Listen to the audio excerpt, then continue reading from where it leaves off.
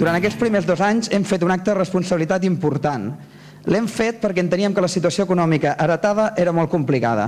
Una situació difícil després del plaç d'unes esquerres amb un dogma de gastar sempre a crèdit pensant que creixeríem econòmicament pels segles dels segles.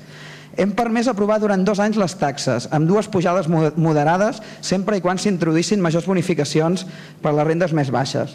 Van permetre aprovar el pressupost del 2012, introduint-hi, entre d'altres, una major aportació a l'IMET i l'inici d'un nou POUM.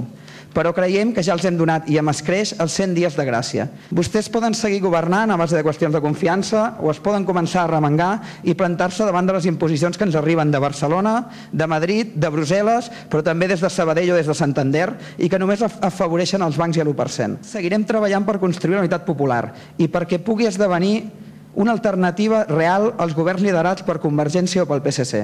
Seguirem treballant al costat de tots aquells moviments que són els que realment estan fent política en aquesta ciutat, al costat de tots aquells que han decidit que la política o la fem o ens la fan.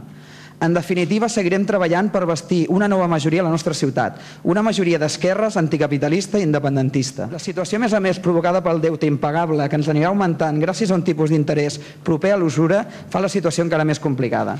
En tot aquest panorama, en algun moment, hi haurà d'haver un trencament institucional i haurem de desobeir les lleis i l'Estat. Aquell dia esperem que el govern de la ciutat estigui a l'alçada i que no s'excusi amb impediments legals com ha fet tantes altres vegades. Però sobretot esperem que no posi l'ordenament jurídic i els interessos del capital per davant dels interessos vilanovins.